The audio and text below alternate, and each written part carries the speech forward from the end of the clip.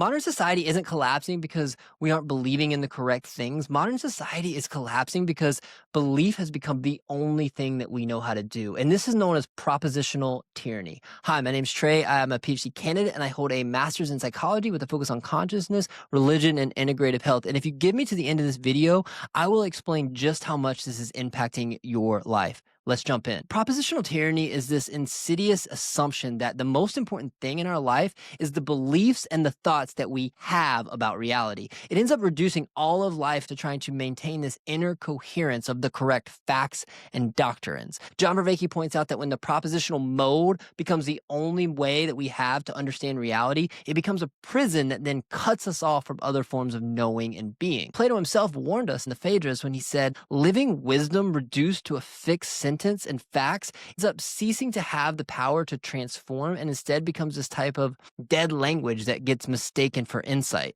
How did this happen? In short, during the Enlightenment, there was this idea that started to grab hold that told us that true knowledge, the highest knowledge, equals propositions. Folks like Descartes and Galileo wanted to try to give us this new way of understanding the universe and reality by using mathematics, reducing the human experience to subjects and objects, in which we are the subjects that are trapped inside this isolated, separated box inside of our heads, looking out, manipulating the objects around us, and that the only way that we can actually know these objects is through propositional facts and statements. Charles Taylor described the results of this disenchanted world as a flat, closed, spiritually tone-deaf place. Nietzsche himself saw the psychological fallout of this, and in his book, The Gay Science, he says, if we treat belief like a math problem that has to be solved, eventually nothing feels worth believing because you've collapsed meaning into the one domain that cannot produce it.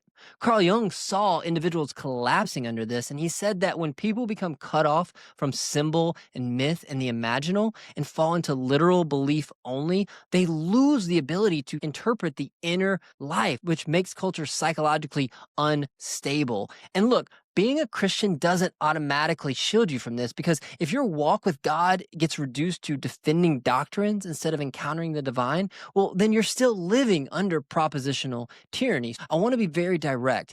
Propositional tyranny is a mindset that ends up turning religion into dogma. It turns science into ideologies, and it turns politics into identity warfare. It ends up destroying the society because while it might give us utility of the objects, giving us things like modern medicine or cool iPhones, it inevitably cannot connect us with the stuff that ultimately matters. Don't get me wrong. They can be helpful, but they cannot hold the weight of life. And when we try to force everything into them, it all fractures.